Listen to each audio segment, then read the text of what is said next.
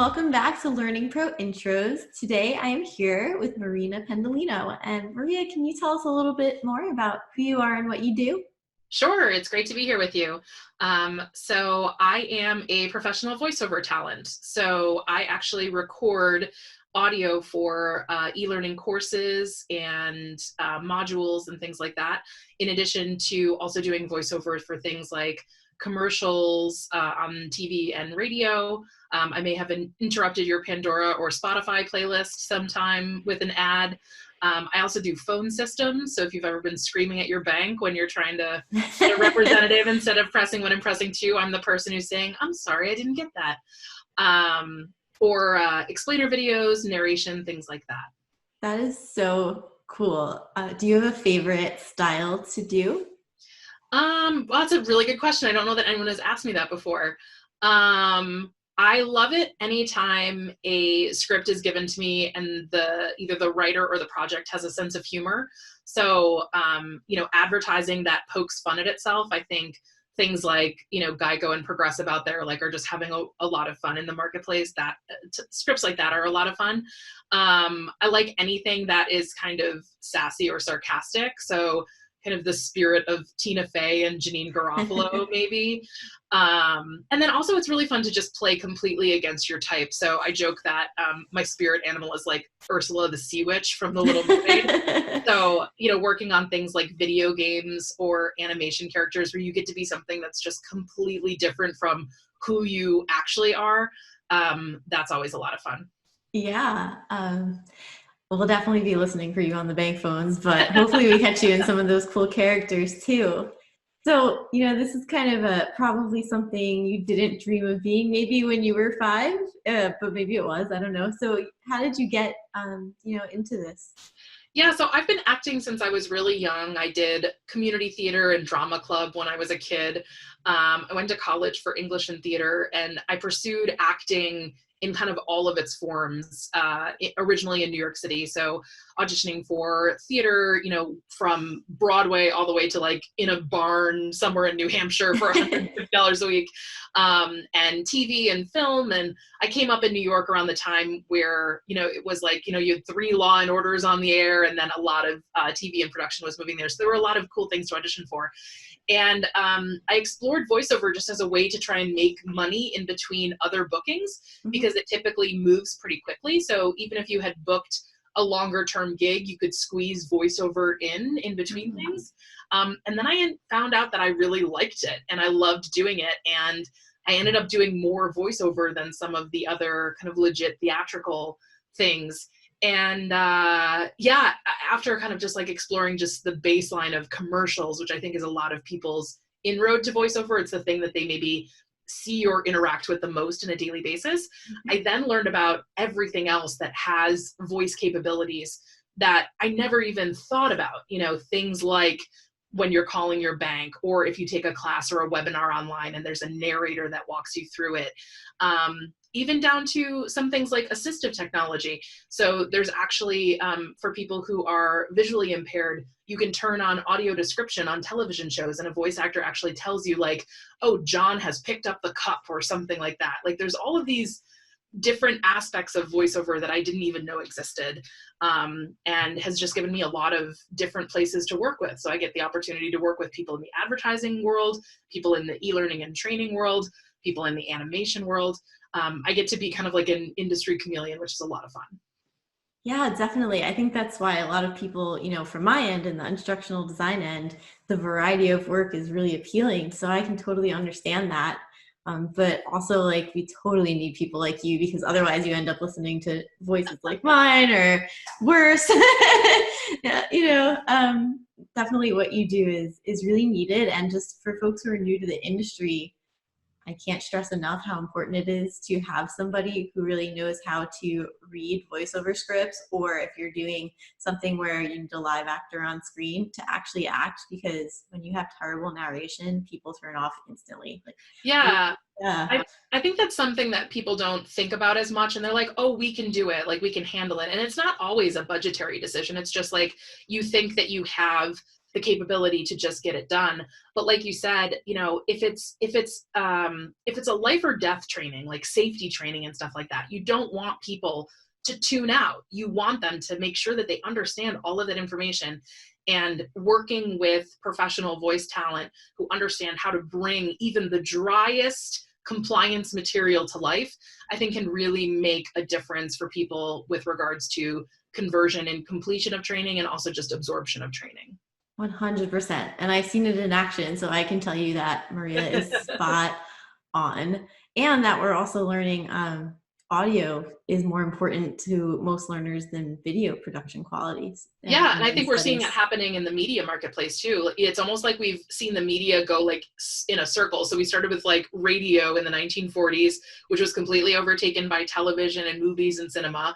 Then TV had this huge rebirth. That's where all the creativity is happening. And now we're circling back to things like audiobooks and podcasts and audio dramas, like having a huge resurgence. And I think, you know, with the millennial generation and Generation Z coming up, everybody has got headphones in, no matter what they're doing, whether they're watching TV on their device or they're consuming just an audio only content. The presence of audio in our lives and things like, you know, Google Home devices and Alexa and things like that, everything is voice and audio enabled. We are surrounding ourselves with audio. So it's a very interesting time to be working in a field that has such cool opportunities for mixed media like e-learning and instructional design. Absolutely.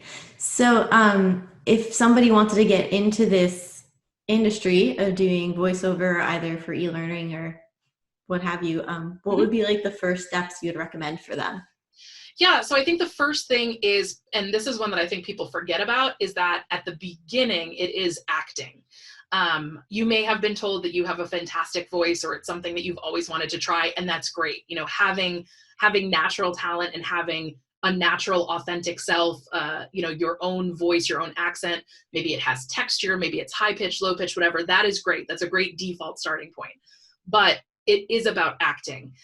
So I recommend that everyone get into a local acting class or an improv class where they have the opportunity to actually learn some of the basics of acting, which is just at its baseline defined as living truthfully in imaginary circumstances.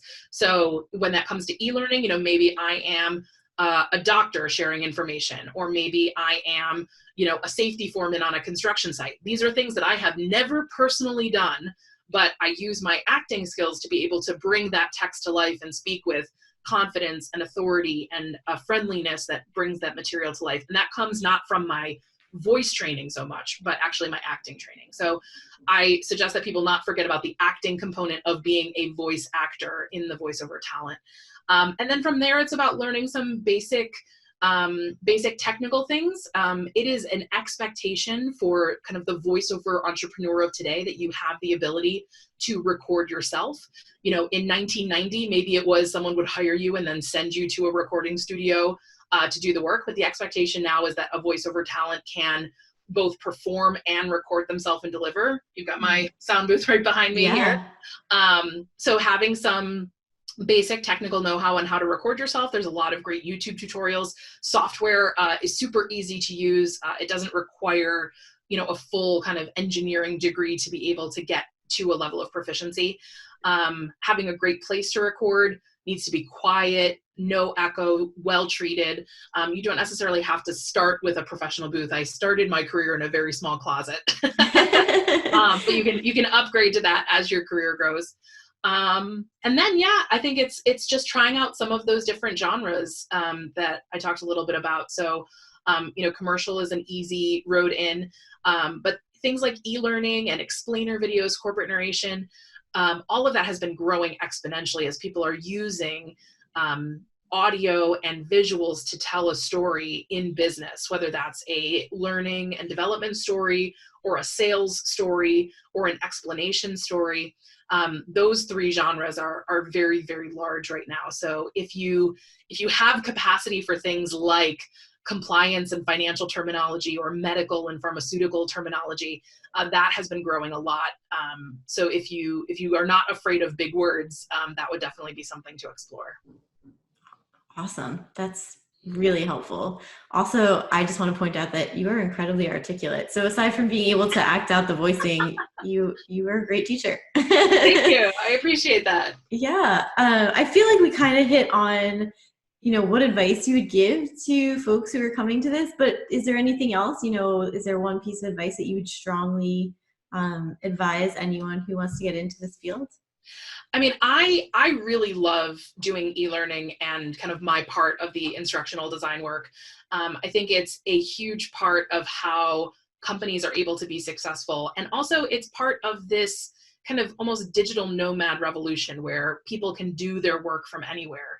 And I think having the ability to deliver training, information, communications through digital media, whether that is online learning modules, short videos, micro learning, gamification and apps and things like that. It's just a really exciting time to be in an industry that's growing, and also to be in an industry that itself crosses industries. So you could be a freelance instructional designer or a voice talent or something, and you get to work across, pharma, medical, education, corporate, like all of the different genres within your own kind of world. Or you could just latch onto one and be an instructional designer or an e-learning professional that specializes in one silo.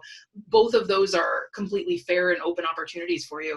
But I think it's a great time to be entering and working in an industry that's growing. And I think we'll only see it grow. And as more and more kind of media evolve in the kind of digital ecosystem, I think as we first discover them as entertainment opportunities, we can then figure out how to pivot them into learning opportunities. It just gives us more ways to continue to be really, really competitive. Yeah. Yeah, I really like that. And I 100% agree. I mean, there are so many avenues that are opening up in e-learning. And I think voiceover, if you are cut out for it, is an awesome way to embrace all of that.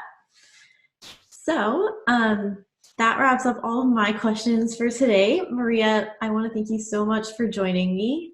And for those of you at home, if you're interested in learning more about Maria and what she does, her details are in the description box below. So thank you for joining us on Learning Pro Intros. Thanks for having me. Bye.